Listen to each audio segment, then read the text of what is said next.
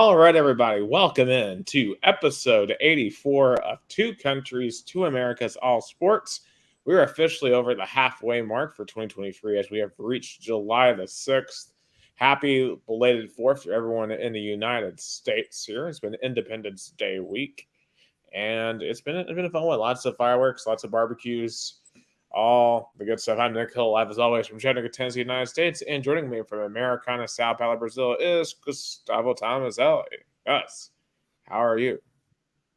Doing good, and also happy early July 9th, which is we. It's kind of like a day that remarks the day that marks São Paulo, the day that São Paulo said no to the federal government. That was like July 9th, 1932. We call the São Paulo Day. So since it's kind of like Independence Day in America, we kind of remember that in Brazil, but also happy for July 4th. That was probably my favorite holiday in America. A lot of good food, uh, a lot of fireworks, and of course, a lot of talk about the being very proud of your country. But let's do it because, and we're gonna start a little bit off sports, but more into communications.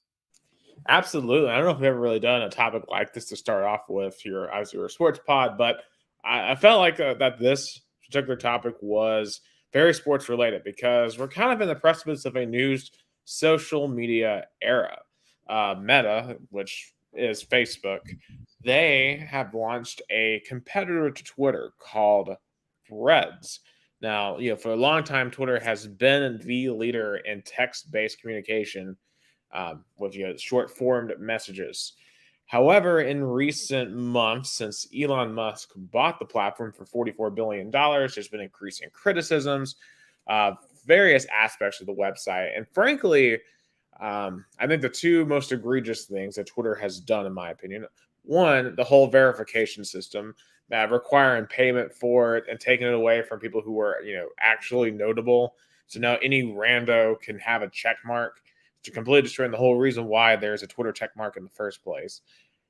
And two, in recent days, this whole rate limiting system, which is to prevent what Elon Musk is calling data scraping, which I'm still not completely sure what that means. It has something to do with bots, I believe.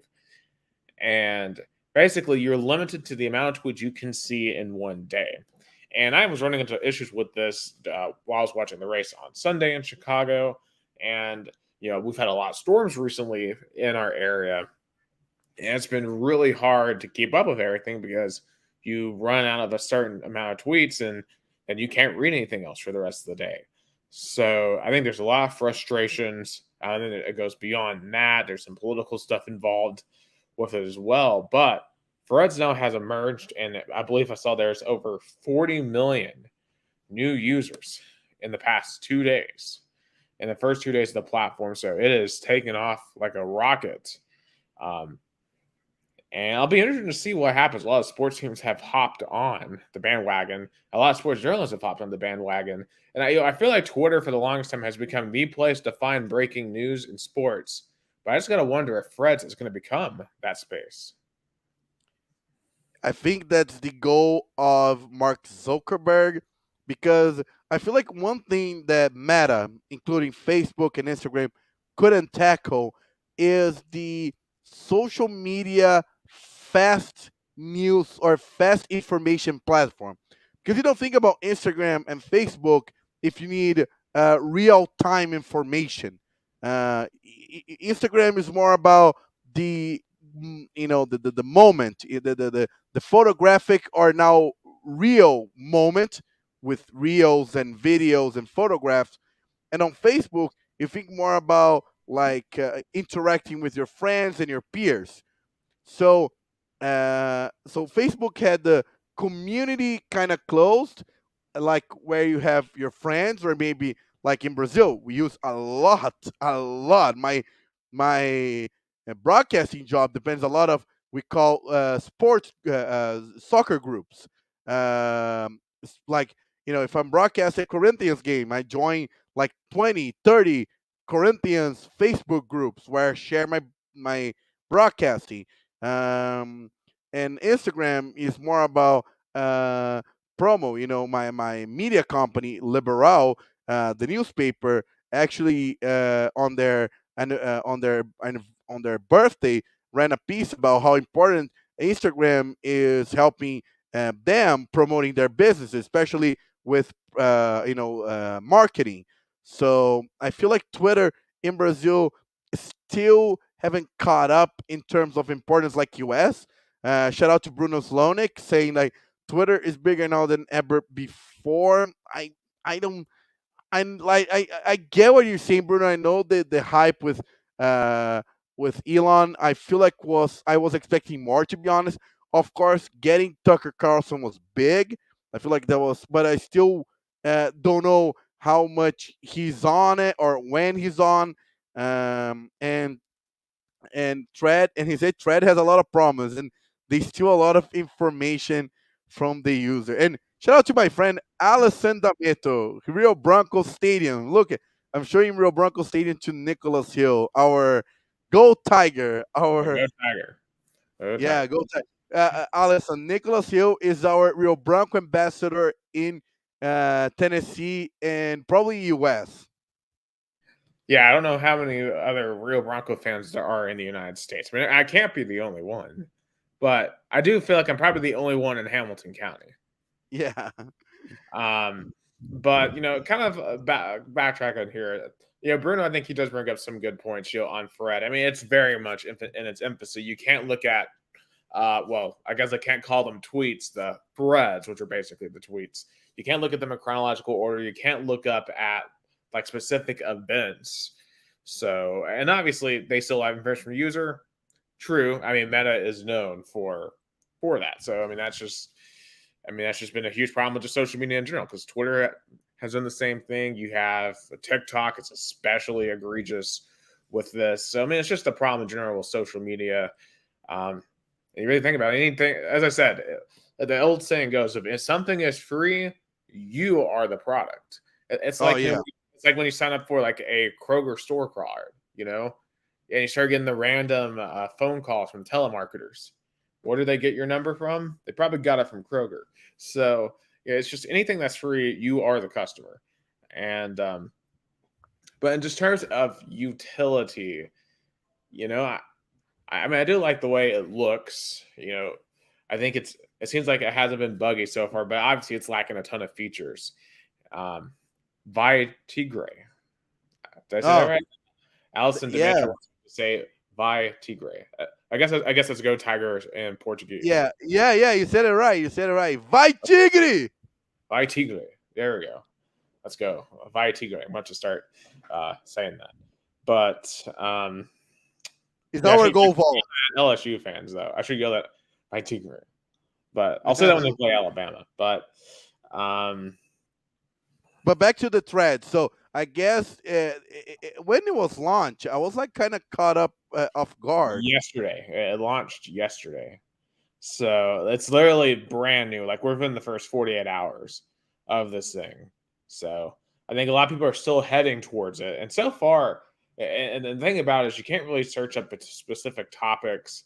A lot of it, it's all, like when you go on TikTok, I don't know if you've ever been on TikTok, but if you go on there and it's trying to like feed you this algorithm with videos that it thinks that you will like, it's kind of like that. Versus just following what you are following. So that's all features that will have to come. And I think for now, in its current state, and you're welcome, Allison, by T Ray. But until it gets to that, I still think it's not gonna be the best place to receive sports news or especially like follow sports in real time.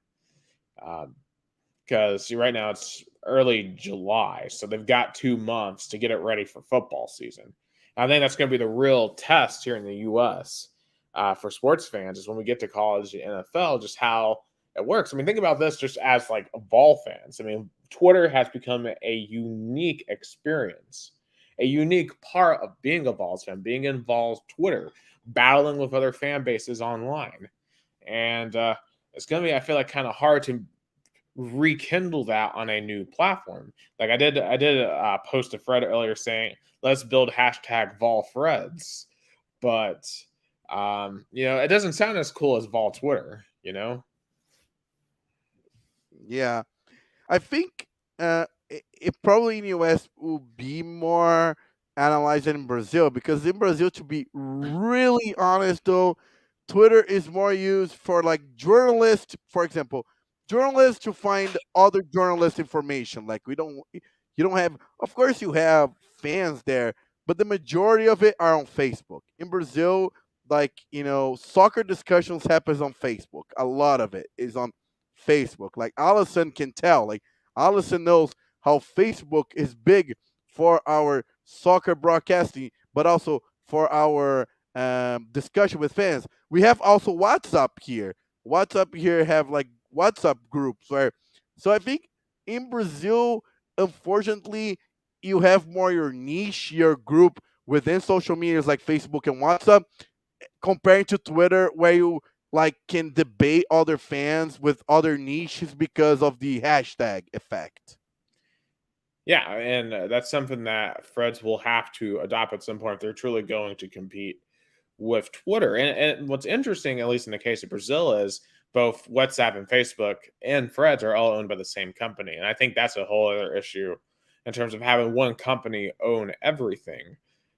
Because you don't want to Yeah. have a monopoly. But it just makes me wonder if Freds is going to try to push themselves equally in every space. Because, like as you said, Twitter isn't as big in Brazil as it is in the US. And you don't really have a need to present an alternative as much. Because like Twitter very much is a US, I think, phenomenon. While you have it, not necessarily, I mean, you have Twitter in other places, but like really, I mean, it's become a big part of American culture.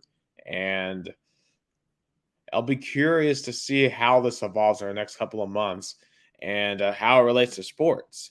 You know, and I think another big interesting part of this is you have to register with your Instagram account.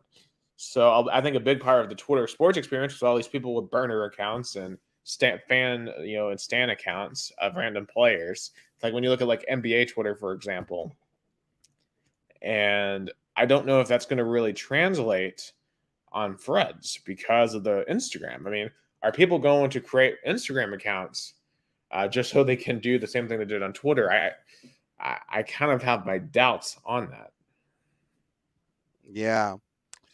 I don't know. It's like, because I think the magic of Twitter, I feel like, and in Brazil in the past was funny when Brazil, like I remember when uh, by in 2010, like we had the training topics. I mean, it's so funny in America. Training topics isn't a thing. I feel like, but in Brazil it is. I remember back in 2010, 2011, 2012, 2013, you wanted to be on the trending topics of Twitter. You want to be on the top 5 on the trending topics. And I remember the first impactful trending topic that transcended Twitter was Cala a Boca Galvão, which is Shut Up Galvão Bueno, which was the main broadcaster of Brazil national team in the World Cup in 2010. And then there was like memes about it, songs about it. So that was the first thing that Twitter pops up, I remember. And but then, and I think it lost its fun. I feel like I like when you couldn't see chronologically. I love it when Twitter you couldn't see like things on a chronological thing, like timeline. Yeah, and I think the issue with Twitter, uh, just in broad, is I think a lot of people took it so seriously that it became a lot of people saw Twitter as the public forum, the public square, um, and I think that was a mistake. I mean, when you only have 140 to 280 characters to make points, it it really can distort reality. Like I saw a report a while back that says I believe 80% of all Americans don't use Twitter. So the people who do use Twitter, out of the 20% who do, only like 10% of those are heavy, heavy users. So, the political conversations that sprung up from that, and even the sports conversations sprung up from Twitter, are by a extremely vocal minority. And, you know, I'll be curious to see if that effect moves over to Threads. I have a suspicion it can and it will. Of course, the next 2 years will be a big test in the United States with the election next year. So it's going to be fascinating. I'm super fascinated by this topic. And I know it's not the most sports topic, but I think it will have an effect on sports. I'll be curious to see how recruits handle it because I know Twitter's become a huge part of recruiting. Um, so I imagine Freds will become a huge part of recruiting as well. And yeah, we'll see what the new era of Freds brings upon us. Oh yeah, definitely. I wonder how it's gonna be in in Brazil. Some people I saw join it. Um, I personally will not, since my Instagram my Instagram was, unfortunately, I gonna call it robbed because somebody took it from me without my permission. I only there's only thing you can say about that. It's theft, but it's the dark side of technology. People can take something from you, and there's nothing you can do about it. Yeah, cybercrime is extremely underrated in terms of its devastation. Yeah, But but I'm eager to see. I'm eager to see, and hopefully, and I wonder if politicians will join. I wonder if a certain politician will join, because I know one politician is a very heavy social media user. yeah, well, I think that particular politician is staying on their own platform, at least for Okay. so. And I think the current sitting president has not joined either. Although I've seen some other candidates join. I've seen some Congress people join, but I believe as of now, President Biden has not joined. And this might not be the time that he wants to join. Let's just say after after a cocaine was found in the White House the other day. Yeah. Yeah, maybe not the time for the Bidens to show up, but I'm sure they will eventually, especially as we get closer to the election. But pivoting back to sports, we're going to start with another unusual way. This is kind of like a tipsy topsy show, and it does surprise maybe it being in July. Yeah, this is the dead season of American sports. But I want to really talk about this event because this was, I think, a historic event for NASCAR. The Chicago Street Race occurred over the weekend, and this came very close to being an abject disaster. A literal inland hurricane developed right over Chicago last weekend. It was just the craziest thing. Apparently, they had been in a drought. It hadn't rained in Chicago for 60 days. And then it rained 6 inches on Sunday, the day of the race. They literally had to shorten the Xfinity race. They didn't even make it to halfway, one of the shortest races in NASCAR history. They had to cancel all of the concerts they had brought in. They're going to have like Chainsmokers, Miranda Lambert, Charlie Crockett, all kinds of big acts that were bringing a lot of people. And these people were paying $300, $400, $500+ for tickets. They're in Grant Park in the middle of Chicago. And apparently they were 15 minutes away from pushing Sunday's race to Monday and being in danger of outright canceling it because the city of Chicago really wanted their streets back. But the race was able to get in because the rain relented enough. They were able to race in the lighter rain, and history unfolded as, and I'm going to say this right, Shane Van Gisbergen. He is a New Zealander. He races in Australian V8 supercars. He came over and was the first NASCAR driver in their debut in 60 years to win in the 91 car. What happened in this race? He was up there in the top 5. He was up there with Tyler Reddick, Christopher Bell.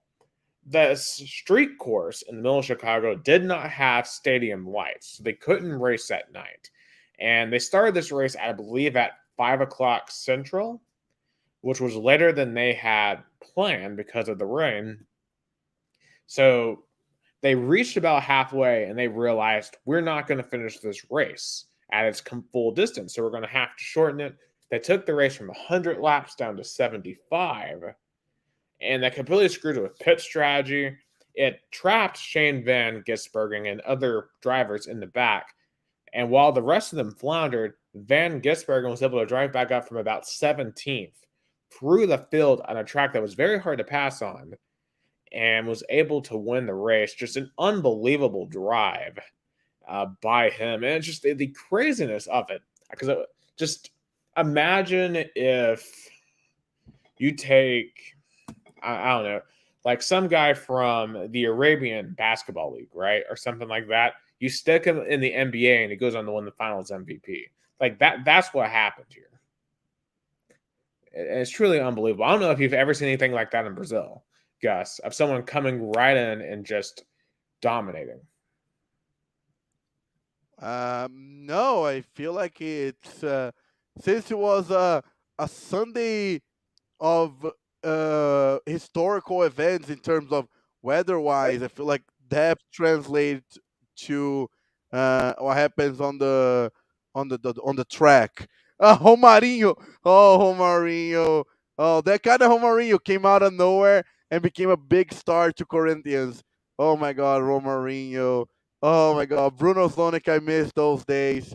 Oh my God, that's true, and July, that's true. I forgot about July 4th is Corinthians Liberation Day, and I got to get that later. But that's true. Romarinho is kind of like that unlikely hero or an unliked star.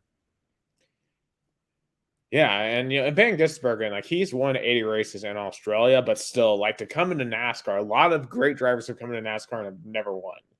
And it's hard to win a cup race, and for him to come out first time and do it, and in his post race interview after the win, he hinted at the fact he may come back and race full time, and I think that would be incredible because that guy, especially on road courses, would be a threat to win every single time. I don't know how he would do on ovals, and of course, that's what NASCAR does mostly is ovals, and that's a whole different discipline than road course racing. But clearly, Van Gisbergen is the real deal. He is unreal, and I mean, just an amazing performance. And I think overall, the street race was amazing. I mean, a lot of people had questions whether or not NASCAR could pull off a street race, whether or not these cars would be built well for them. I think it was great, and I even if they don't return to Chicago, I think there's a lot of other cities they could do this in, and I think once a year they should take it to a different city and just have the NASCAR street race and just have it in whatever city wants it. And I think that would be a great way to get this race in front of new fans every single year. Or bring it to Brazil. Why not? We have Sao Paulo Indy 300. Why not bring it to Brazil?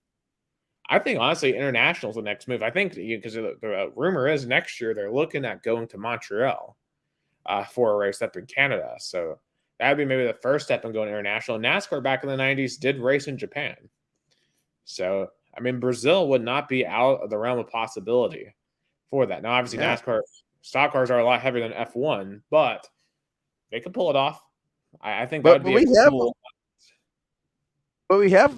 we have stock car here. We have the capability. I feel like Brazil could handle a NASCAR race. I truly believe so. Yeah, of course. For next year, the city of Chicago will have to decide whether or not they want NASCAR back. It's according to all reports, NASCAR wants to go back to Chicago. It's not sure if Chicago wants them back. If Chicago doesn't, then the next rumored possibilities would be Pittsburgh or Denver potentially. It would be two of the next cities that would want it.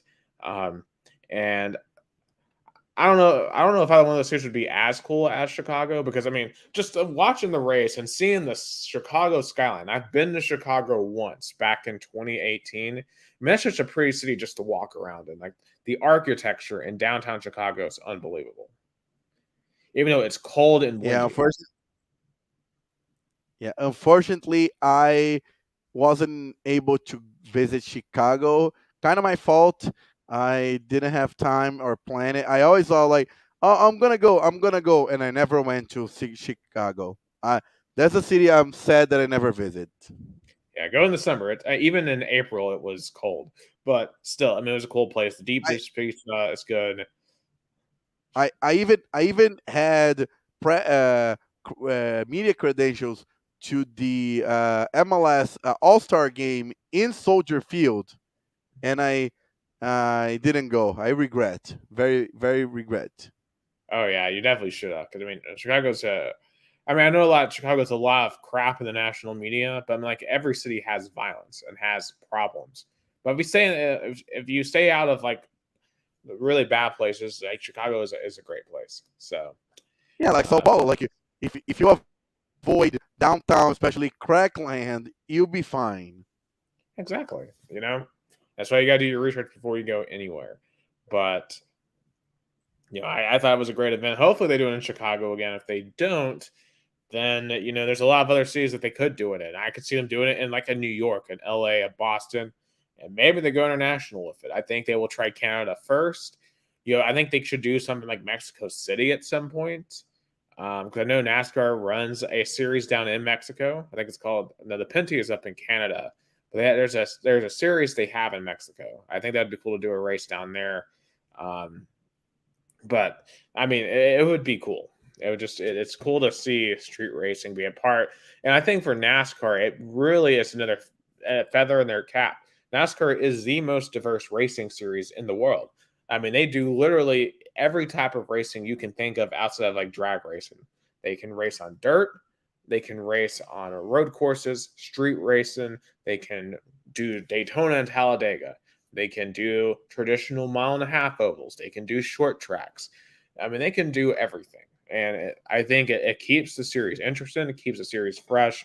And it really, by the end, you know who the best drivers were because you have to be good at a lot of different disciplines of racing to succeed in the sport. And I think that's why right now it's the best motorsport. I know there was a while there where F1 was really challenging it in the American heart, but I mean, right now, every time I turn on an F1 race, Max Verstappen is winning. Like, it's just so boring. Like, there's no passing whatsoever. So it's. Hold on. I think I can't hear you.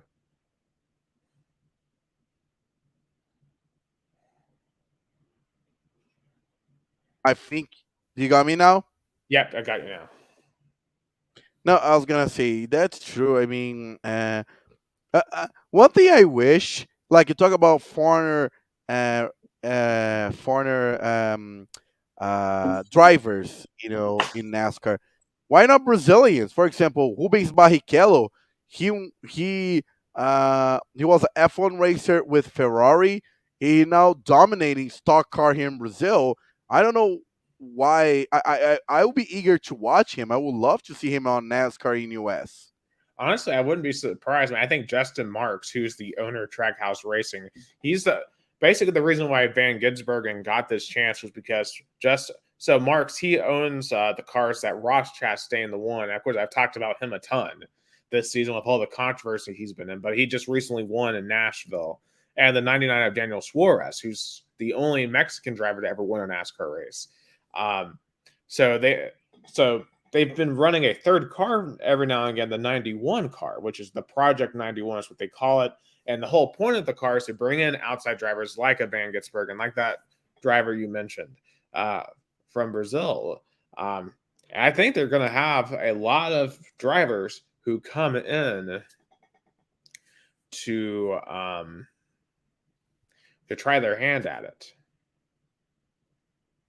Definitely, yeah, I agree. And like So Rubens Barrichello, I mean, he he is one of the most successful drivers, one of the most successful Brazilian drivers. Even though he's known of being slow because he was always behind Michael Schumacher, but Schumacher was one of the legendary Formula One racer. yeah, what's crazy too? Like the ratings came out for the Chicago race. It was the highest viewed NBC race since the last race of the 2017 season in Miami, and it was roughly equivalent in viewers to this year's Indianapolis 500. Wow, I mean, wow. I mean, for IndyCar, I would feel kind of embarrassed by that because I know like the Daytona 500 got about 3 million more viewers in Indianapolis, and that's been usually the case for a long time. But for any other NASCAR race to outdraw the Indianapolis 500 is it's kind of it would be alarming to me. as IndyCar. Yeah, that's true. Yeah, definitely. I mean, I think it was quite a historic weekend for NASCAR, and certainly I hope we see more of the street racing. And personally, this weekend they come back down south to Atlanta, and I'm heading to Atlanta to the NASCAR race down there, and I'm very excited. It'll be my first ever Cup race in person, and I'm just hoping we don't get rained on. It's been, as I said earlier, it's been raining here like every day for the past 2 weeks. It's been insane. I had to drive home through an insane downpour today from work, but hopefully the race goes off without a hitch. And I'm excited to see some super speedway racing on a mile and a half in person. I think that's going to be pretty wild to watch, and it's going to be a night race, so it'll be a good time. Oh, actually, I found out there's gonna be stock car racing in São Paulo this weekend. I still want to go to stock car racing in Sao Paulo. I only been to Formula One and Formula Truck, which is kind of like truck racing. But uh, but I bet it's gonna be exciting weekend for racing fans in down the south. Oh, absolutely, as it always is. And I'll be curious to see if the night race increases the crowd in Atlanta, because I think it will. I mean, they tried to have this race in the middle of the day last year, and it was just no one wants to go sit in the middle of the heat in July in Georgia. But a night race, I think, is a different story. So should be a good weekend down in Atlanta. All right. I want to switch topics. We're going to stay in Atlanta, actually, but move to the diamond up on the north side. The Braves, the Atlanta Braves. I mean, what can you say about the Atlanta Braves? They're just on fire right now. They're off tonight, but they they've they won the series this week against Cleveland. They swept the Marlins. They put up 29 runs this weekend against the Marlins. I mean, they've just been unbelievable. Right now, they are up 8.5 on the Marlins, 58-28. I saw the other day they have the highest odds now to win the World Series at 19-5. I don't want to get ahead of myself because we're just now getting to the All-Star break. And I've always said you don't really truly know who's the contenders, who the pretenders until you reach the All-Star break. But the Braves are certainly putting themselves in position. Oh yeah, definitely, definitely, they're putting themselves in position, especially when they're probably what everybody thought in the preseason was going to be their biggest opponent are falling apart. I don't know if you saw it, but Steve Cohen actually went on, on a press conference to explain what the Mets are doing, and I felt sorry for him. He was like, I only signed the checks, the players that play. Like he was trying to explain, but he couldn't.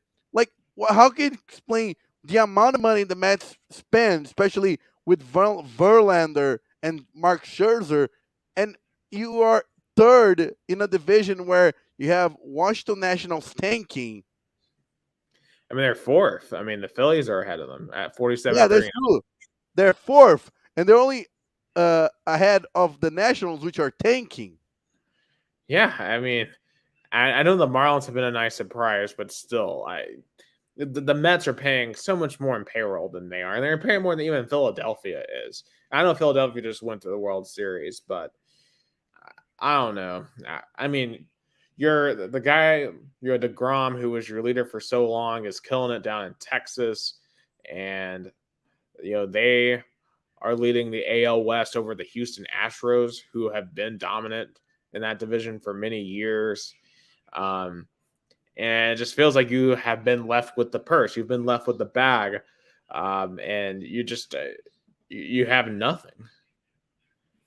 And it just feels like the Mets are going back to being the irrelevant second team in New York until they prove they can be that relevant team.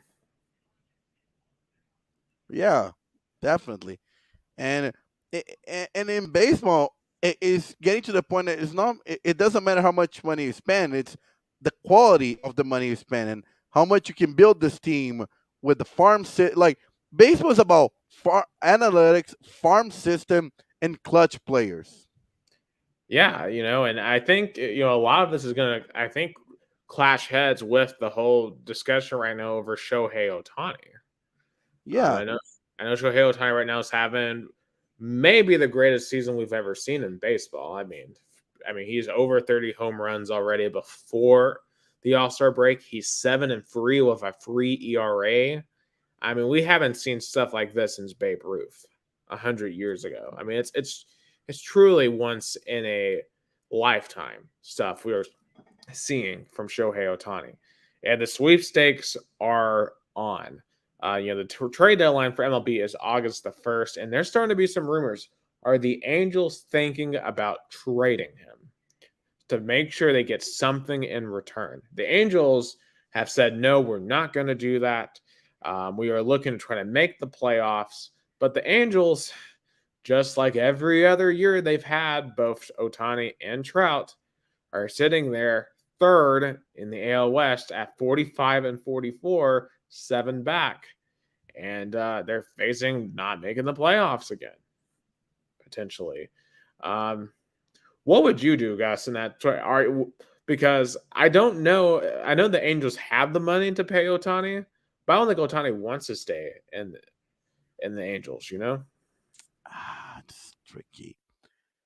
If I was the Angels, first of all, if I was Shohei Otani, I would have get with the GM and have a honest conversation, probably around right now because the All Star break is coming up really soon, right?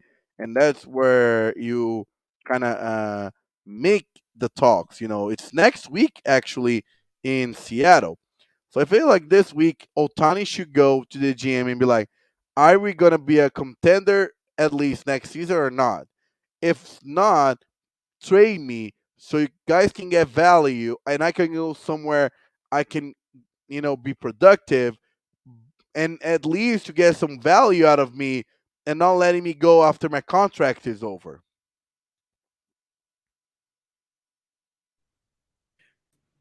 I saw a discussion about this. I think it was Mad Dog Russo on ESPN. He talked about how, yes, logically you would try to get value for him, but as long as you have um, a guy like Otani, you can't get rid of him. The fans will never forgive you if you take away their opportunity to see a once in a lifetime player. And I think for the Angels, if you think you have any hope of retaining him, if you think he is willing to spend or to sign with you for $600 million,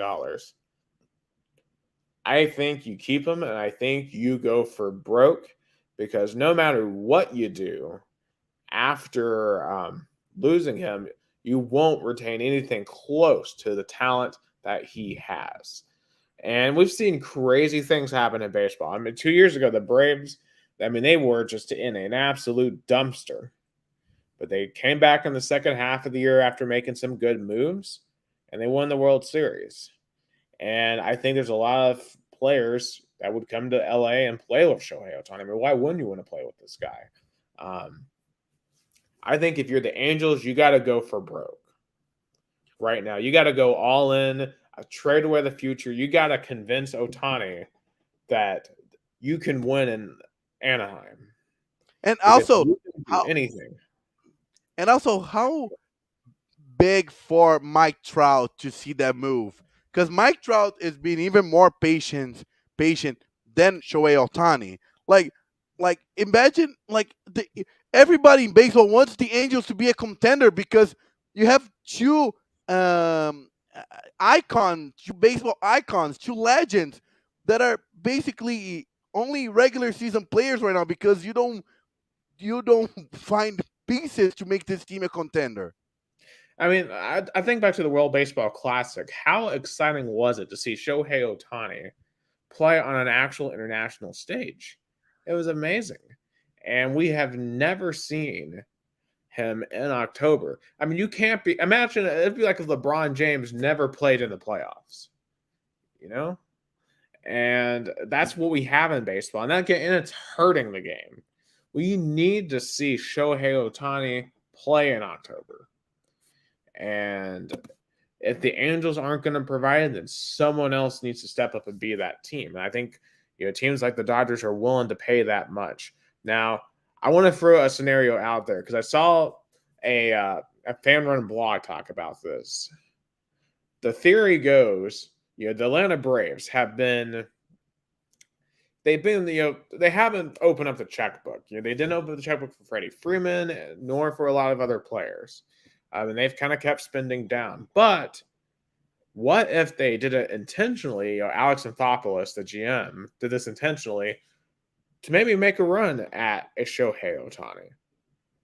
Because imagine if the Braves got Shohei Ohtani, what that would mean for the Braves. Like, add him right now on this roster. I mean, the sky's the limit. Yeah, it would be unbelievable. I'm not saying that's going to happen, and I seriously doubt that's going to happen. But right now, like the active rotation, I know Matt Fried and Wright are on IL, but when you're fully healthy, you have Max Fried, Charlie Morton, Kyle Wright, Spencer Strider, and Michael Soroka. Add an Ohtani to that, and it's done. Especially, and then add Ohtani's bat next to Ronald Acuna. But I think the team that should really make the move, the New York Yankees. The Yankees need to make that, big acquisition. I thought Giancarlo Stanton was going to be that player, but it probably didn't amount. Remember, he was when they got it from the Marlins. They got their star, but he has been a good, of course, big hitter. But they need a star, and especially they need a good pitcher because the Yankees pitchers, they're being very inconsistent. So the Yankees can. You want to know what the score of their current game is right now? Yeah, talk about Yankee pitching. 13-0 Orioles. Yeah, right now. It's top of the eighth. It was 13-0, I believe, in the third inning. It's pretty bad. They're 48-39, so they have a winning record.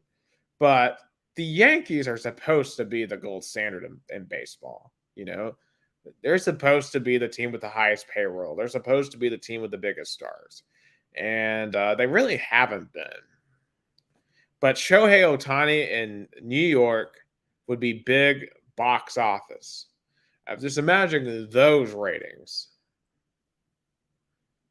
Yeah. So, Rob Manfred is desperately hoping for Ohtani to go there. I mean, Dodgers would be big ratings too, but the Yankees are the Yankees. And I'm just going to sit here and selfishly hope maybe there's a sneaky way the Braves can end up with Ohtani because we'll win.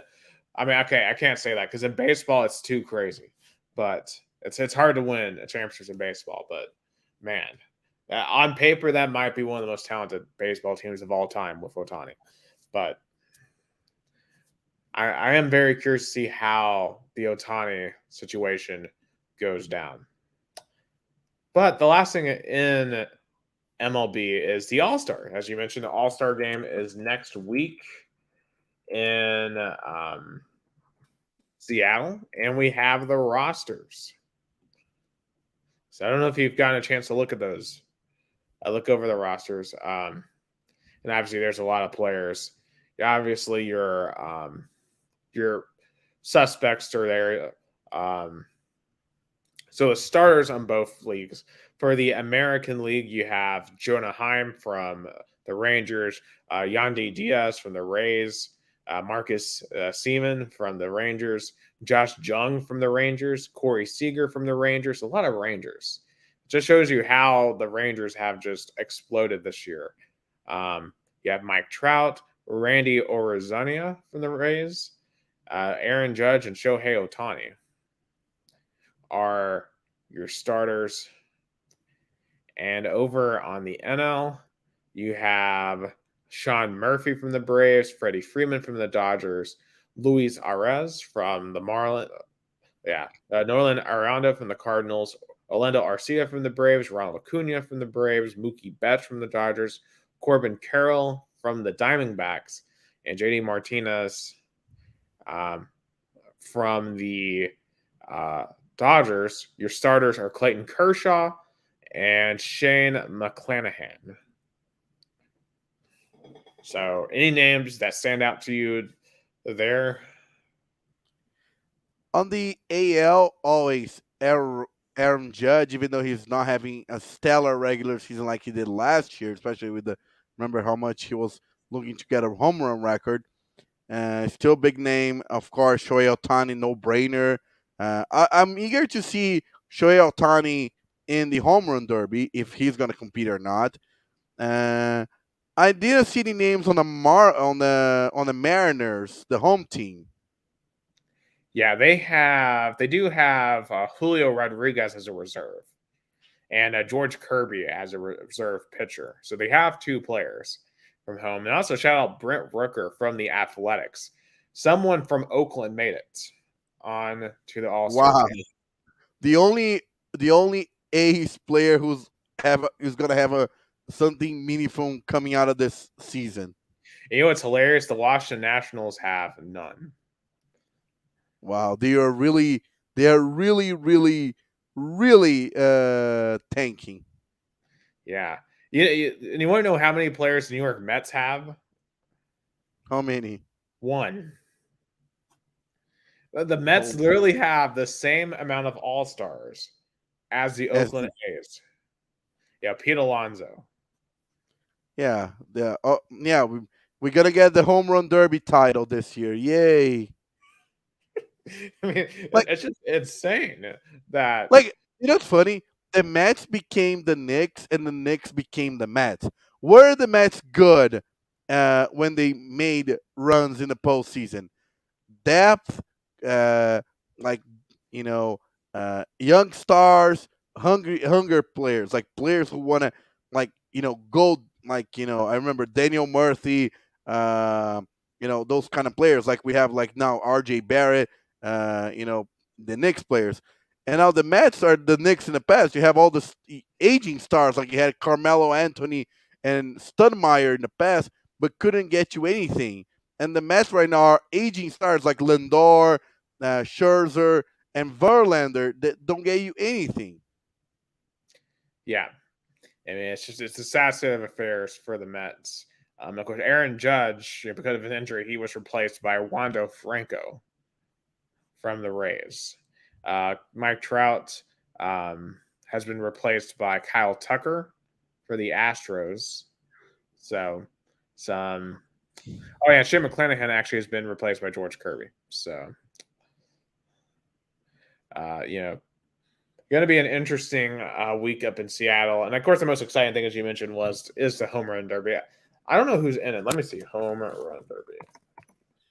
Yeah, I like the home run derby. It's the only thing now that All Star game don't Okay. decide. So the 8 players you have Louis Robert Jr. versus Adley Rushman, Pete Alonso versus Julio Rodriguez, Mookie Betts versus Vladimir Guerrero Jr., Adelos Garcia versus Randy Arizona. So those are the 8 players. Oh, I think it's gonna be between Mookie Betts, Vladdy Jr., and Pete Alonso. Yeah, I would agree with that. Those are the 3 power hitters. Julio Rodriguez, though, is the home player here. He's the Mariner playing in a Safeco field. So watch out for the home at Mariner there. But anyway, those are some MLB topics as we are in the middle, as we say, the dog days of summer, reaching the halfway mark. But back over to some NBA. Of course, the Nuggets have been champions for a few weeks. We're fully in NBA free agency. But before free agency, I want to bring up this story. I don't know if you saw this one, Gus, but Victor Wembanyama hasn't even played his first game yet as a Spur, and he's already facing some controversy with maybe the last person you would expect, none other than Britney Spears, because according to reports, Britney Spears approached Victor Wembanyama, wanted a picture with him, and then she claims that a security guard came up and punched her. One of Victor Wembanyama's security guards came up and punched Britney Spears. Um, Headline, contender for the most random headline of the year. Poor guy, man. I bet when you have uh, uh, uh, like not probably people that are good enough to do their jobs, something like that happened. I feel bad for him, but what a random story. Yeah, I mean, obviously Britney Spears, in the grand scheme of things, is a bigger star than Wembanyama is, at least right now. Of course, Wembanyama, if he's as good as we think he can be, then maybe in 10 years he is the bigger star. And obviously, for Spears, probably it was more of a case of, holy cow, this guy is really, really tall. And I figure he's probably an athlete, so let me go take a picture with him. Because, Spears was, most relevant back in the late 90s, early 2000s, and then now has gained relevancy for the whole basic.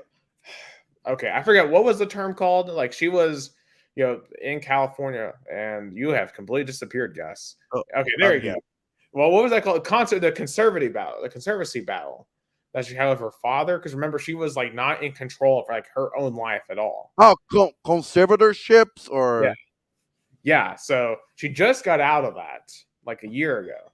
So, and I mean, it sounds like she didn't do anything wrong here. She just wanted a picture with him, and the security guard clearly was way out of line. Like, how do you not turn around and immediately recognize, oh crap, that's Britney Spears? Like, I think most people would recognize that's Britney Spears instead of decking, especially just decking a woman, especially. Just, I don't understand this security guard and why he would do this. So, I mean, it's kind of crazy. yeah, I know but I hope he has a good. I bet he's gonna play on the summer league, right? Yep, yeah, that's what he's doing in Vegas right now. So I don't believe he has played in his first game in the summer league, but I know that is going to be a huge game when that happens. I believe he's going to play Brandon Miller tomorrow. So it'll be a Spurs versus Hornets tomorrow in the summer league. And there's gonna be some Brazilians in the summer league. Gui Santos, he was drafted by the Warriors on the fifth on the pick number 55. Iago Mateus, he's also gonna be playing on the summer league as well. I'm trying to find out which team he's gonna be playing in. And also Marcio Santos is gonna play for the Atlanta Hawks. Obviously, for all of them, this is a huge opportunity to maybe hopefully at least get on a G League team, if not outright get onto an NBA roster. So huge, huge opportunity for all of them. Additionally, I don't know if you saw this, but the NBA in-season tournament, they're basically kind of trying a Champions League type deal. Ooh. Basically, so the format is, according to Adam Silver, Adam Silver is going to unveil on Saturday night the in-season tournament. So all teams will participate in a group stage, which will consist of 6 groups total, 3 per conference, and chosen by a random draw based on winning team's percentage in the previous season. Each team will play 4 games in this group, with the 6 group winners making the knockout stage, along with 2 wild cards who finish with the best winning percentage and not first in their groups.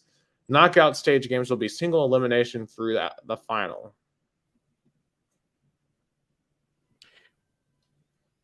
Yeah, I like the idea. It makes more interesting throughout the season. Yeah, and stats will count for the regular season, except for the championship game.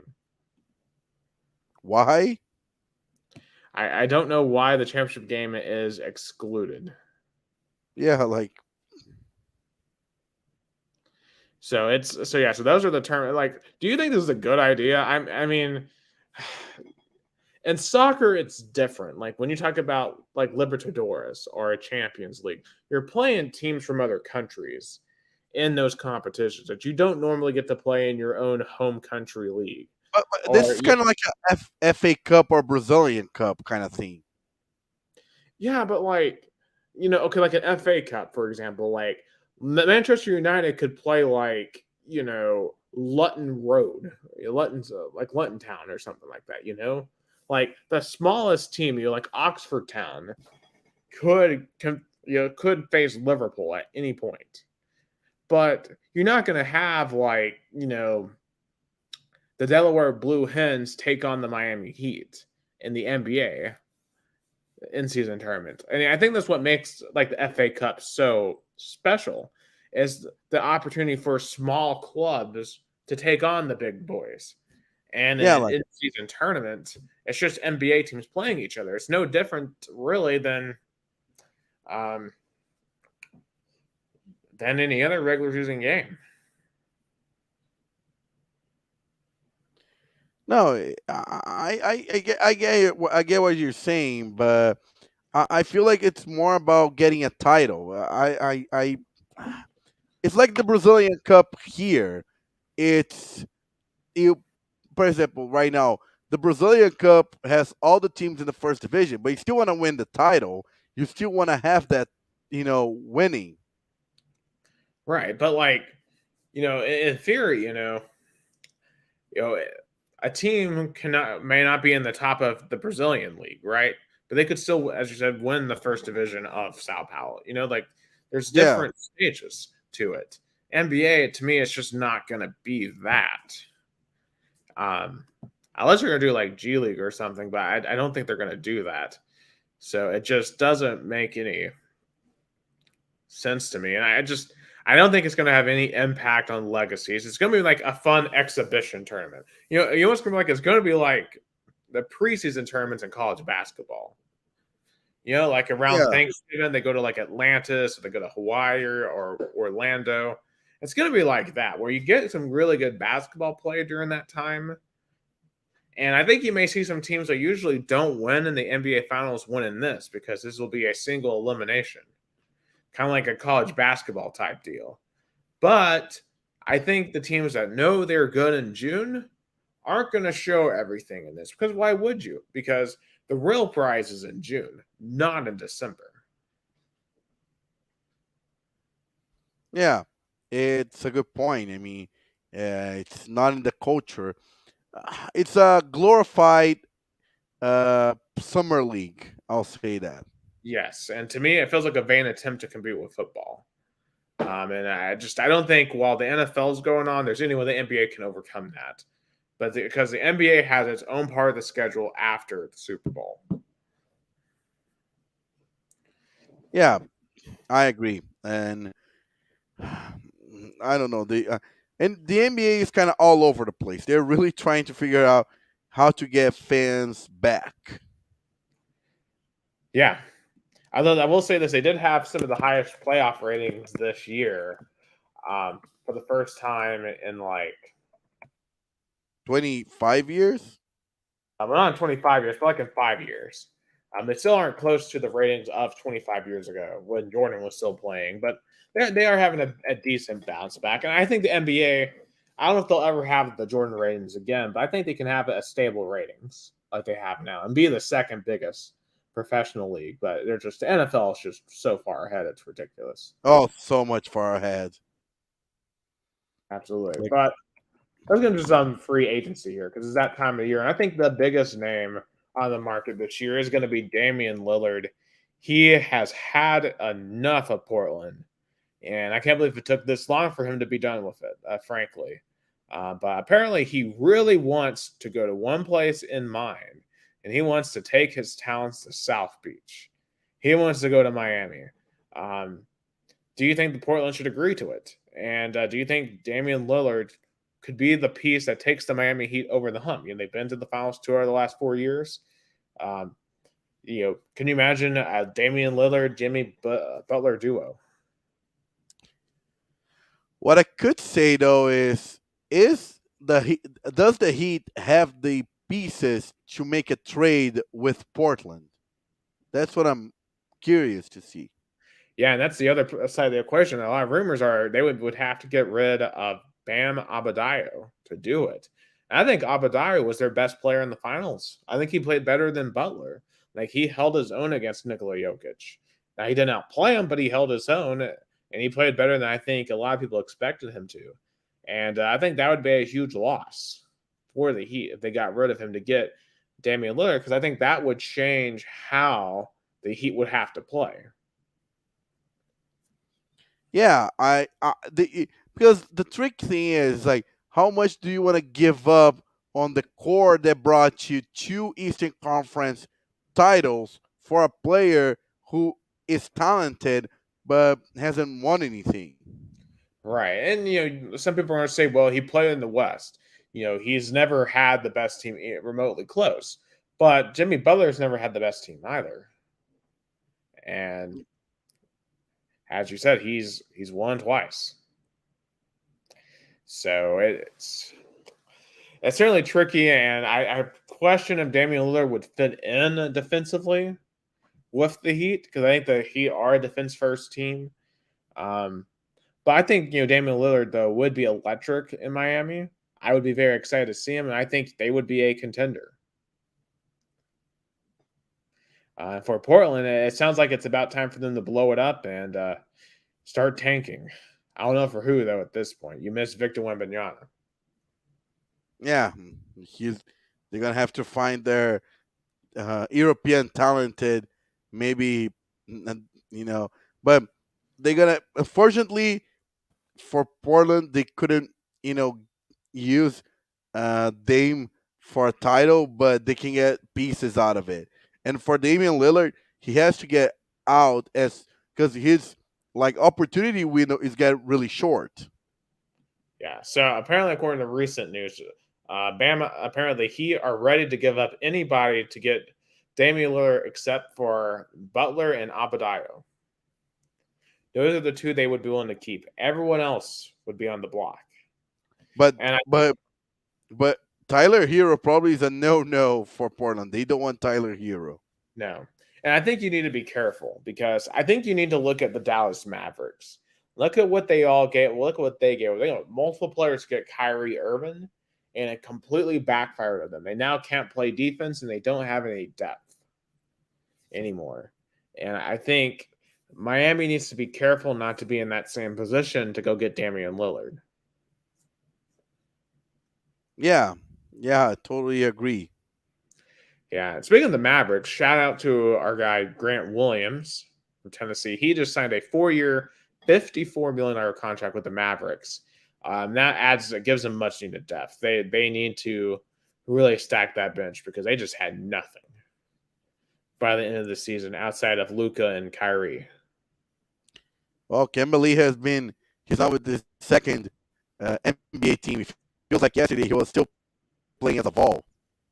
Oh my God, yeah. I mean, it's crazy to see the success he's had. And I know he was getting clowned last year for the performance in the Eastern Conference Finals, but hopefully a new a change of scenery will help him out significantly in Dallas.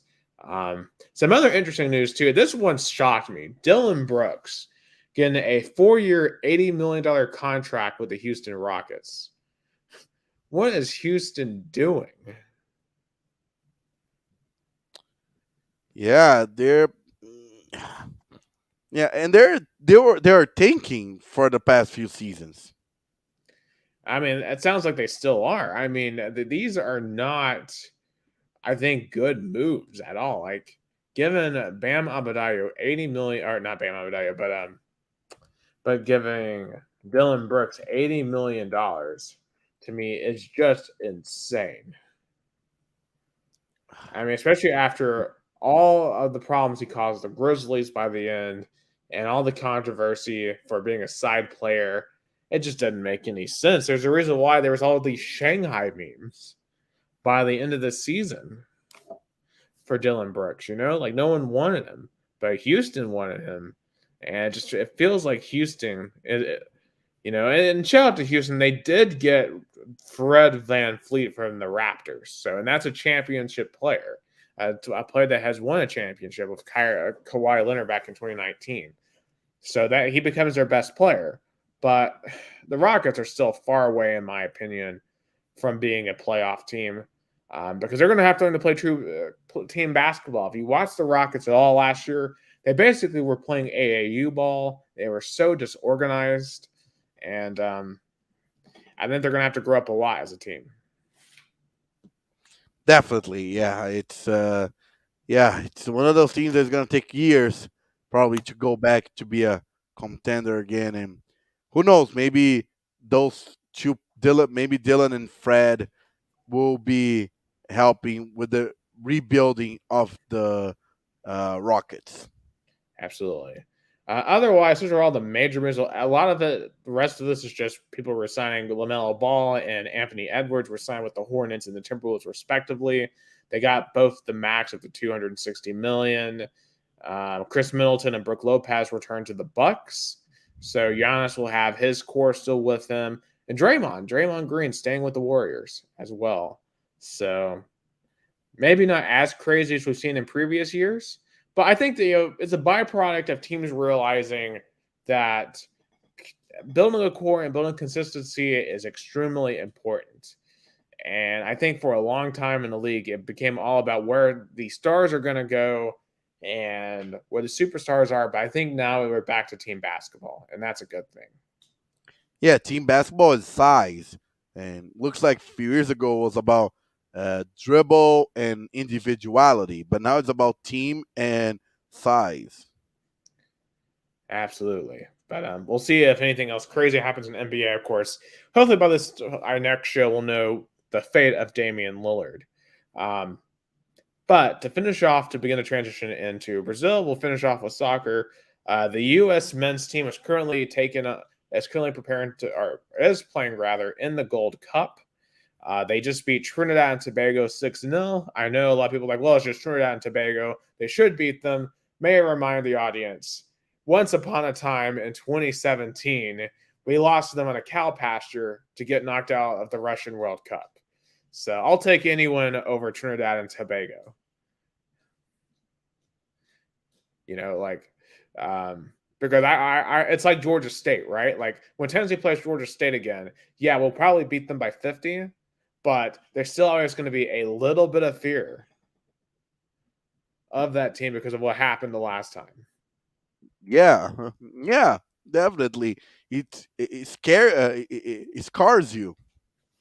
Yeah, but I mean, I think that Trinidad and Tobago loss did, I think, force the U.S. men's team to make some crucial changes. So, they're going to face Canada in the quarterfinals. Of course, Canada is a team that has improved a lot over the years. They actually made the World Cup for the first time in forever last year. What do you think happens here, Gus? Between the U.S. and Canada, I would predict the U.S. to win, but I mean, hey, Canada has gotten a lot better. I think U.S. win 2-0. I would say that, yeah. U.S. because U.S. has usually been really good in the Gold Cup, and as I said, you're trying to build momentum for 2026. Not in 2015 though. I remember watching in Atlanta, U.S. losing to Jamaica in a semis in Georgia Dome. Hey, then they drew with Jamaica in the group stage of this 1-1. So it's they haven't exactly improved a ton against Jamaica, but they did also defeat St. Kitts and Nevis. I love the random teams on the Gold Cup. I remember watching in Nashville in Nissan Stadium, Martinica and Guatemala in Gold Cup. Because they had a doubleheader after U.S. Panama. Like I was like, I don't know, I don't know when I'm ever gonna watch those two, and kind of like countries. Because Martinica is not a country; they are a French territory that can play. Yeah. They played the French national anthem, so that was. I mean, as much as funny to me too is we're still we're all North American countries like we always are, and we're still for some reason have Qatar in the field. It's a invitation. They invited Qatar. Like Gold Cup is known for inviting other countries. Like Japan was invited to the America Cup a couple of years ago. So those kind of like Yeah, I mean, think of this: Panama, Qatar, and AT&T Stadium. wow, That's a wow, what a huge. rant. But Mexico, Costa Rica will also be there, and of course, the Mexicans will show up, and they'll probably get themselves kicked out for yelling gay slurs like they always do. Oh yeah, yeah, that's yeah. The Mexicans are gonna show up and they're gonna yell something good or bad. Yeah, and then U.S., Canada, and Jamaica, Guatemala at TQL Stadium. I don't know that one off the top of my head. I think it's in California. Cincinnati.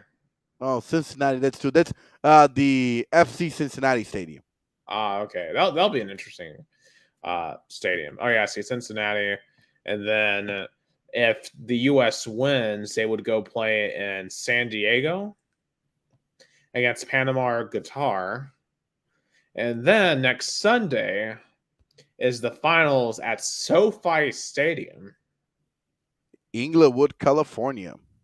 I mean, holy cow! I mean, how did they book some of these stadiums, man? Just big time, big time. Um, I think then probably yeah, like soccer in the summer kind of goes hand in hand with those NFL stadiums.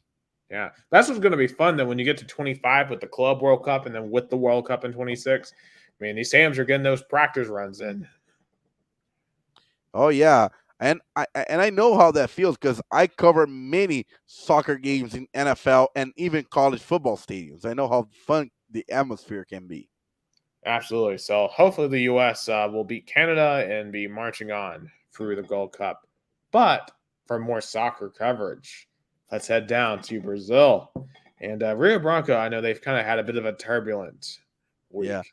But before I talk about Rio Branco, for speaking of international soccer, Brazil announced a new interim head coach.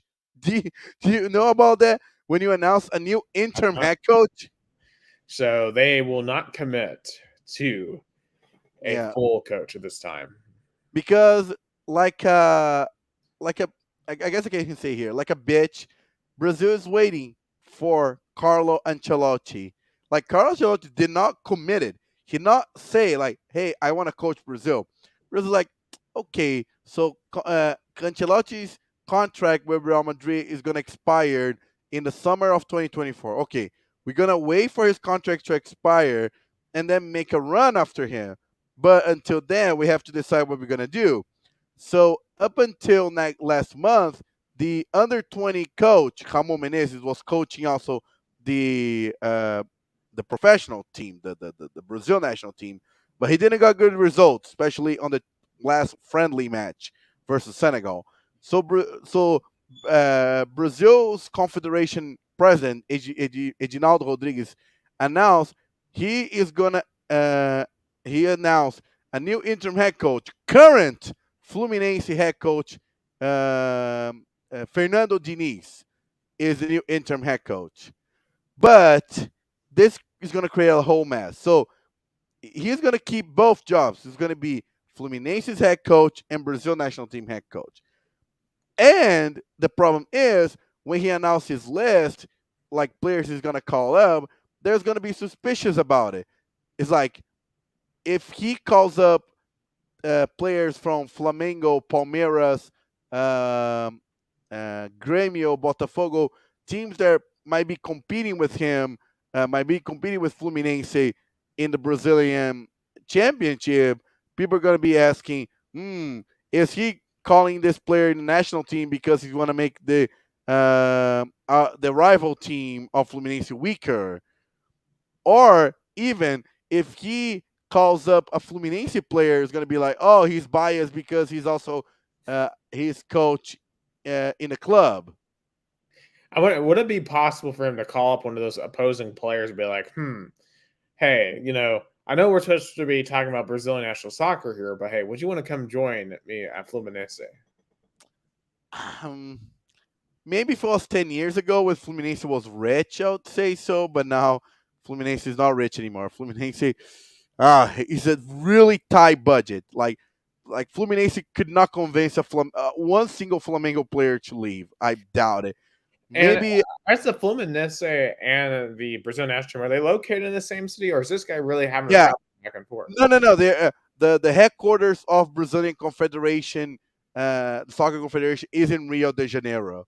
So it wouldn't be a no brainer.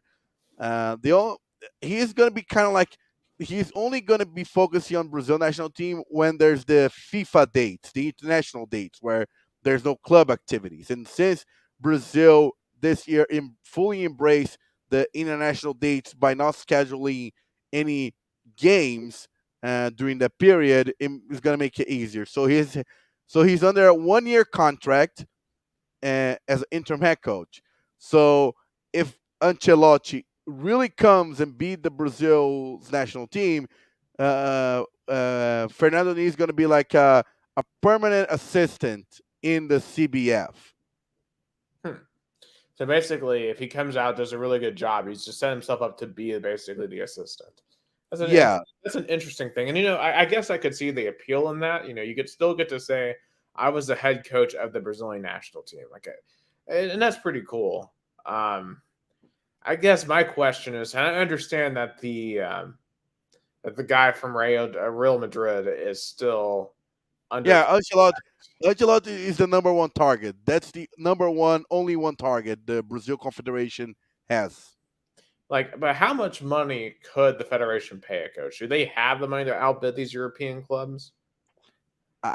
Yeah, yeah. If there's one entity in Brazil that could really throw some money, is the CBF because they have the best sponsors. And Brazil national team is the probably one of the most desired jobs in soccer. I mean, you have the best talent. I feel like in the world, one of the most traditional. The national team which won the most World Cup, and I think the appeal is really appealing. It's really appealing. Because I was And under the impression that they were going after Mourinho. I thought so too. But I think if it's gonna be a Portuguese coach, it should have been Jorge Jesus. For me, Jorge Jesus should be not only the interim coach, should be the definite coach. Because he had success in Flamengo. Flamengo is the biggest brand. It's like if US has like a football team, like a US football team, and there's a coach who won really well in the Dallas Cowboys. I think should be like won titles, big titles with like if the Dallas Cowboys won the Super Bowl after 30 plus years, and this coach leaves, and then he's free on the market, like if the U.S. had like a football team, it should be that because he won with the biggest brand in Brazilian soccer. He knows all the Brazil. He kind of knows the Brazilian players, but also he knows the international players because he coached Fenerbahce, Benfica. So he knows Brazilian players in European league. So for me, it should be Jorge Jesus, but since he Brazilian Confederation did not want him, he went to Al Hilal. So he's gonna coach in the Saudi Arabia. He's gonna make a ton of money. I have to say he's getting a nice payday for that. Yeah, I Um, wonder how much he's getting in Al Hilal. yeah, but to me, I think the other problem is waiting until 2024.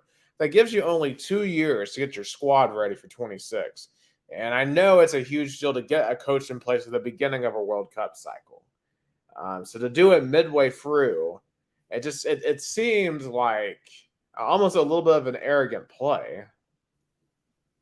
Yeah, definitely. Yeah, it's a very, but if you think about it, World Cup is a short competition. Is assembling the best roster and making the best starting 11 for a 1 month competition. So because if you think about it, Brazil when they won the last World Cup, their 4 year period was a disaster. Was a truly disaster. They even had a Congress investigation about the performance of the Brazil national team during that period. What? Wait. So wait. The government literally spent money and time. So like, what did they uncover? The tactics were wrong in this game. They. uh, uh, they even called the Brazil head coach into a Congress hearing. I'm not making that up. I'm just imagining, like, what if the Tennessee state government called hearings about the Vols the past 15 years? Like, oh, Jared Garantano, here's your seat at the hearing. Why did you throw back-to-back pick sixes against Kentucky in Yeah, 2020? yeah. So during the period between 1998 and 2002, Brazil had, I think, five head coaches, Congress investigation, corruption investigations, but none of that mattered because Felipão was able to assemble a good roster and an amazing starting 11 to win the World Cup, and everybody forgot all the turmoil from the previous 4 years. Yeah, I said winning cures all ails, especially when it comes to international soccer, because the World Cup is the goal, right? It's the standard. Yeah, Um, and I know Brazil, they'll have high expectations as always in 26. So I'll be curious to see. We'll be curious to see how they unfolds. definitely. Yeah, and keeping in the kind of, I'm gonna leave your Bronco for last because since we're talking about like Fluminense, but and it's funny. Uh, Fernando Diniz only won two titles in his career, and there's titles the Paulista Cup with Votoraci in 2009 and Paulista Second Division, I believe it was with Paulista de Jundiaí or something like that. He only won state titles in the state of São Paulo. He Fernando Diniz never won a Brazilian Cup, a Brazilian National Championship, Libertadores. Oh, recently he won a Rio State Championship with Fluminense, but that's other thing people question about him. It's like as much he's trying to be a revolutionary coach who's trying to play with more possession, with a different tactics and style, to coach a Brazil national team, even be an interim head coach, he should be a successful coach, won, major titles within your club. Yeah, I think for any world coach, you should be able to. Like I know, for example, a couple years ago, Roy Hobson, the English coach, like he didn't really have any accomplishments before he got the English job, and we saw how that turned out with losses to Iceland in the Euros. Yeah.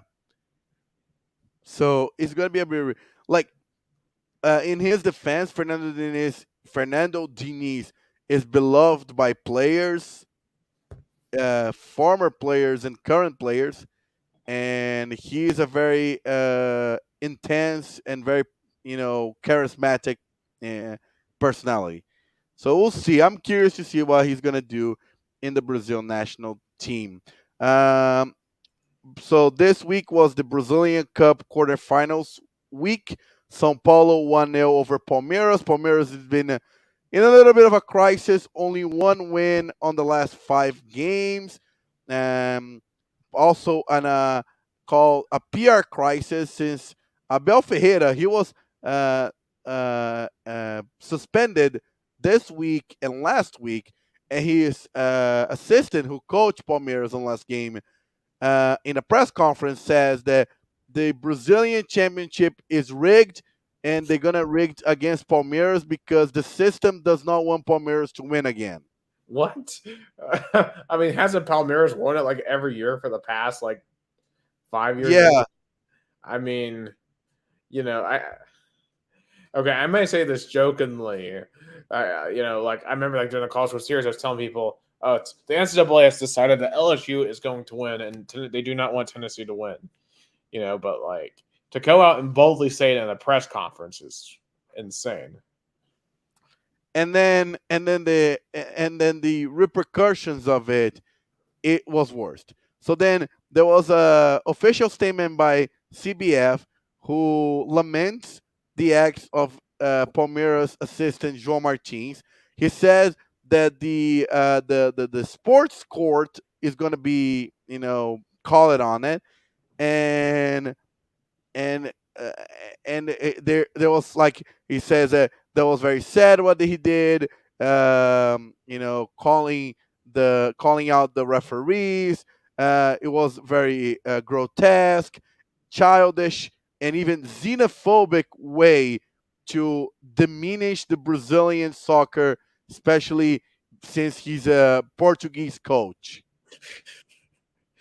Oh my And gosh. then I the mean, Palmeiras posted a statement on their website saying that questioning CBF, like which was the xenophobic conduct within the assistant coach, questioning the that was a play on Sunday that was the kind of like the event that burst all of this because the assistant head coach of Palmeiras was calling out player to be red card after he kind of made a move kind of with this elbow against Hendrick.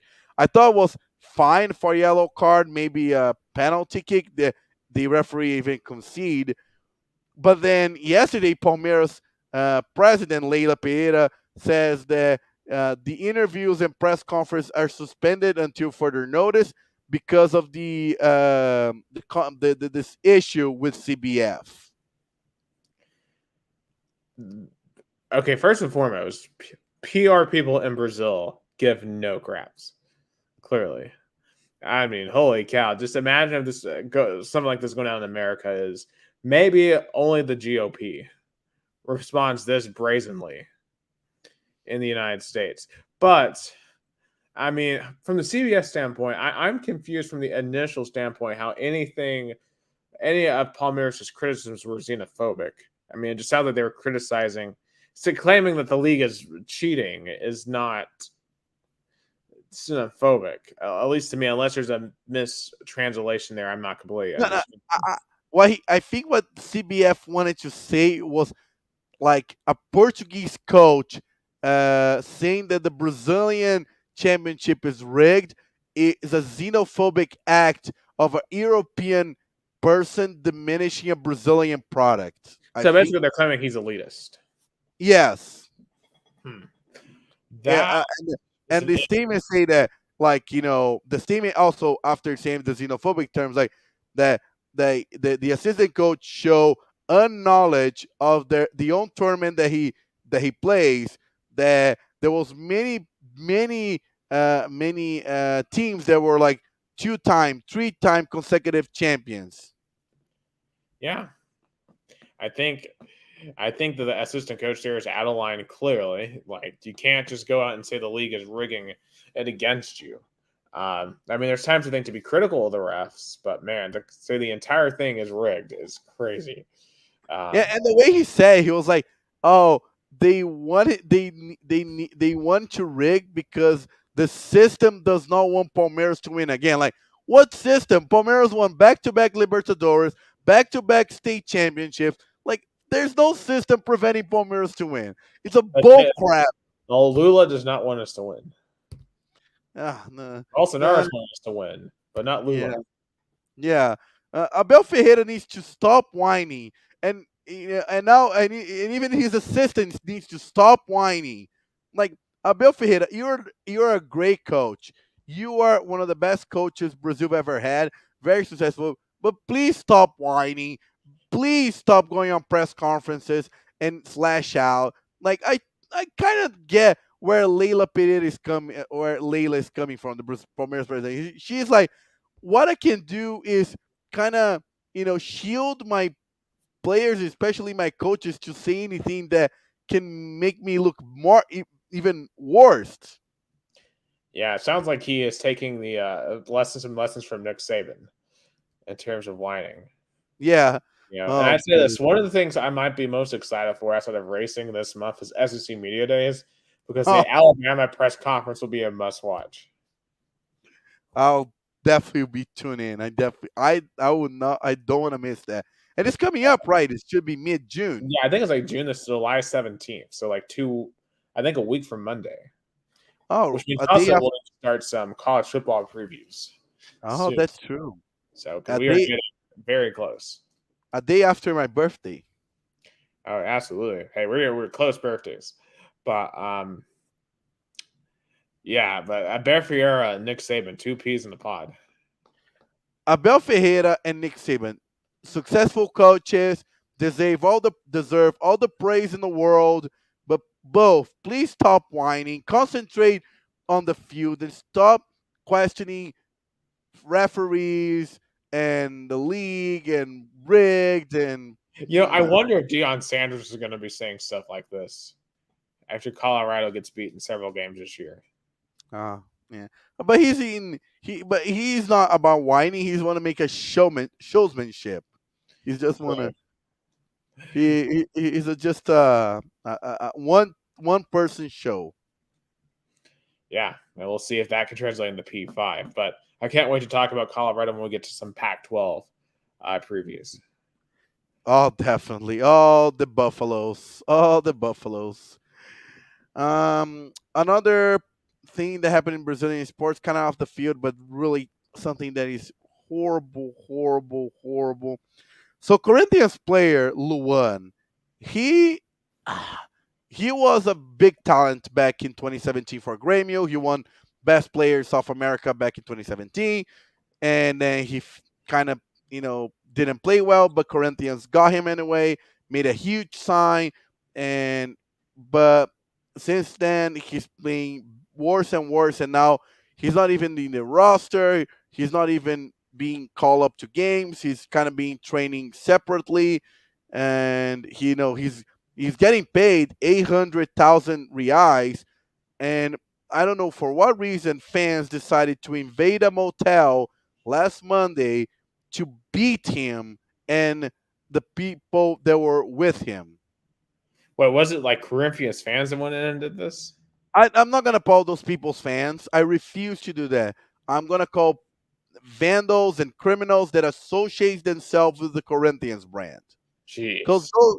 those are not fans. Like imagine Nick, some like players do stupid stuff, like we know, but Luan was not doing anything illegal. He was not on his work time. He was at night, uh, you know, in a private motel room doing whatever he wants to do. But I know Corinthians is in crisis, but Luan is the least person to be blamed for. He's not even playing. He's not even on the roster. I mean, if you're the one, why do you even return to play for that organization at this point? Like unless I the mean, organization comes out and just blatantly like disregards. like Corinthians wants to release him, but in order for Corinthians to do that, they need to pay the remainder of the contract. And Luan is like, okay, fine, you want to release? Pay me in full right now. All the money that you guys owe me for that contract. Corinthians like, oh no, we want you to pay like installment plans, like kind of like a Bobby Bonilla kind of deal. Luan's like, I want to pay it right now. So Hmm. that's the battle. Like Luan's like, I'm gonna sit until my contract expires, which is December this year, and get my 800,000 reais per month. Yeah, I don't blame him. I But do. Corinthians, but those kind of terrorists, why they did that? I don't get it. Like, do you think magically he's gonna play better right now? It's gonna be like, wow, my soccer talent returned. Yeah, and then like, and also the other question is who's going to want to play for Corinthians? I want to play for Corinthians if there's a chance the fans are going to come and beat me up. Yeah, like William, former Chelsea player who came back to play for Corinthians, left after less than a season for England again because of all the threats and all the issues the Corinthians fans made for him and his family. They went to Fulham because they couldn't deal with that.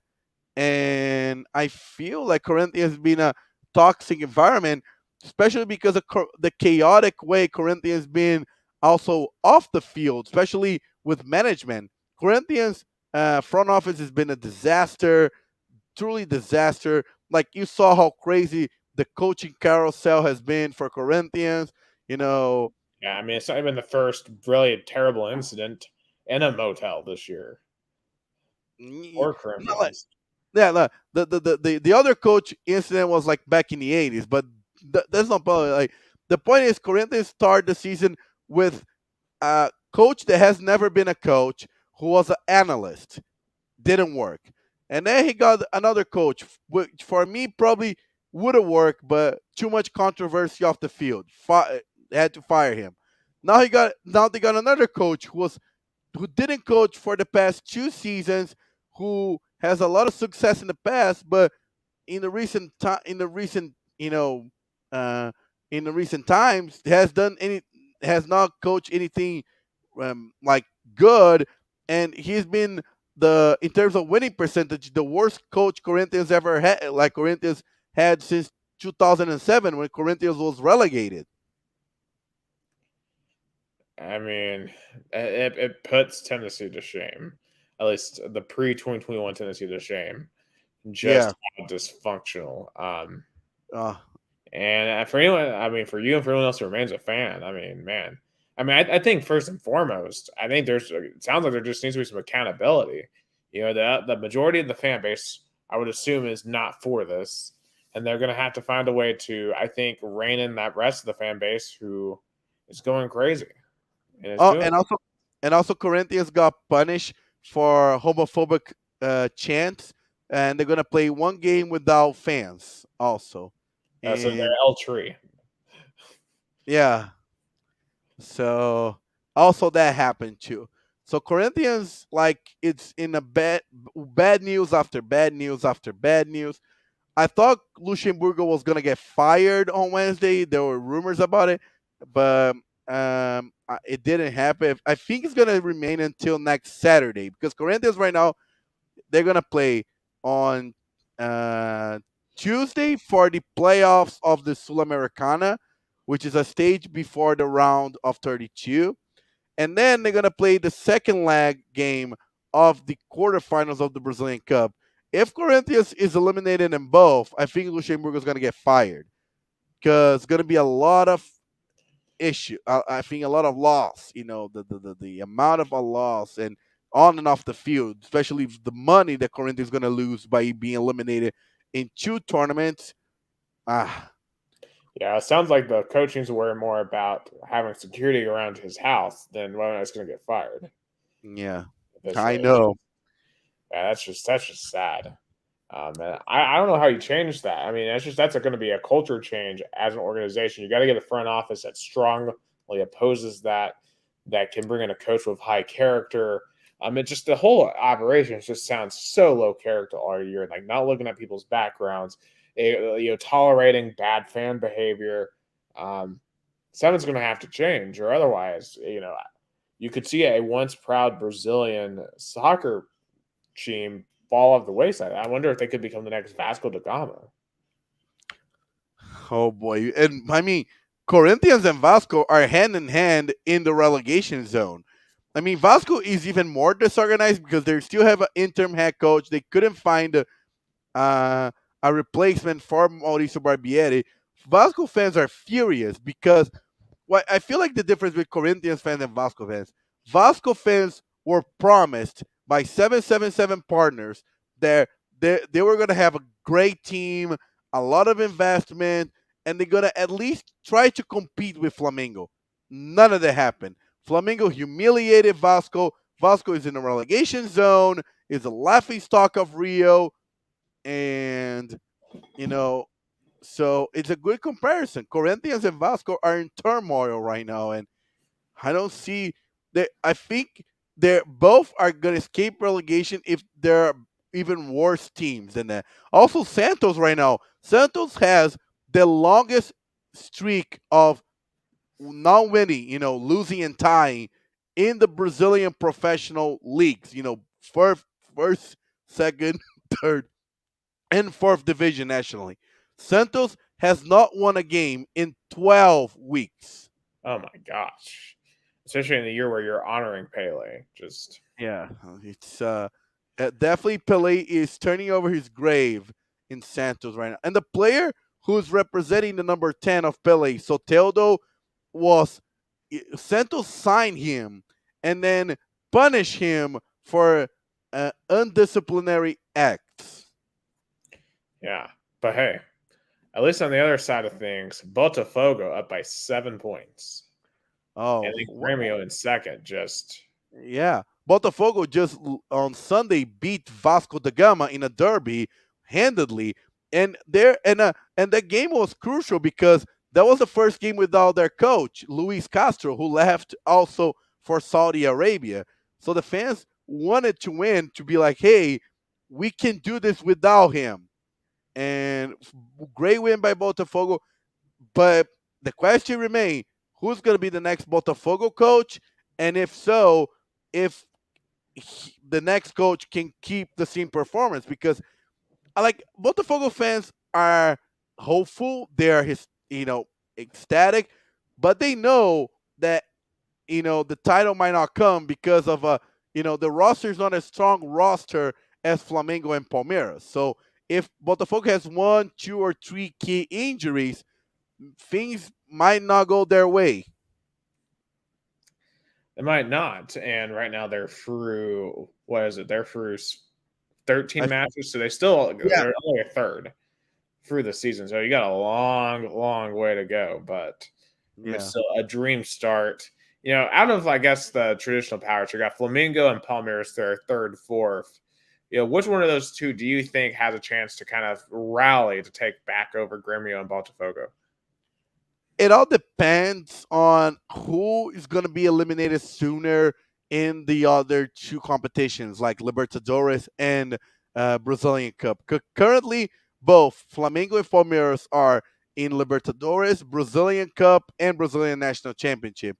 And it's really hard to keep performance on three competitions at the same time. Like when Palmeiras won the Brazilian Championship last year, is because Palmeiras was eliminated in the Brazilian Cup around the quarterfinals and in Libertadores in the semifinals. And then it opened up the schedule for only to focus in the Brazilian Championship. And Botafogo right now has only the Sul-Americana right now. Botafogo is out of the Brazilian Cup. So, and if I was Botafogo, I would put the reserves in the Sul-Americana. Like, even though Botafogo fans would love to get an international title, getting the Brazilian national championship would be even bigger. But it's too soon to tell. I think it all depends what's going to happen. Probably in the next month, especially in the Brazilian Cup quarterfinals and the Libertadores round of 32, which I'm really excited. That was the drawing for that is going to be Palmeiras Atlético Mineiro again for the third consecutive year. They're going to face each other in the playoffs in Libertadores. Palmeiras eliminated Atlético Mineiro in the last two battles. Flamengo is going to face Olimpia. I think they can easily eliminate it. Fluminense is going to play Argentino Juniors. I also think the Fluminense is going to eliminate Argentino Junior. And if Flamengo and Fluminense advance, they're going to play each other in the quarterfinals of Libertadores, which is going to be a huge derby. Probably one of the most important derbies of Rio. And who else I'm missing? Atlético Paranaense playing Bolivar should be easy. Yeah, that's pretty much it in the big side of things. But to wrap up, Rio Branco, of course, as we always talk here, they lost yesterday to Jabaquara 2-0. Two big defense mistakes, and now it's probably a win or go home. Not a win or go home, but it's a decisive game on Saturday against Fernandópolis, because currently they're in the fourth place in Group 12 with only 1 point in two matches, and Fernandópolis has three, Jabaquara three, Grêmio São Carlense four. So if they lose, Rio Branco might be, getting really apart from the qualification zone. Yeah, they got to finish top two, right? Top two are in third place, or like one of the best fourth, like The four uh, best thirds, right? yeah, 4 best thirds. Huh. So okay, so it's like the Euros from a couple of years ago. Yes, yes. Um, yeah, because it's funny because the team they played Saturday lost too. Yes, Okay, yes. And so that's kind of surprising because that team, from what I understood, was the best team in the group, or at least they thought it was the best team.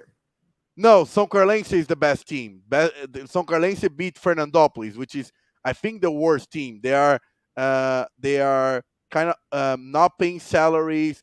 They're kind of financial trouble, and São Carlense is the more organized team. That's why when Rio Branco tied 0-0 on Saturday, that was a good result because they are kind of the favorites to be in the first place in the group. So the Yeah, game on Saturday, if Rio Branco are able to win, they're back on fighting. They're back on.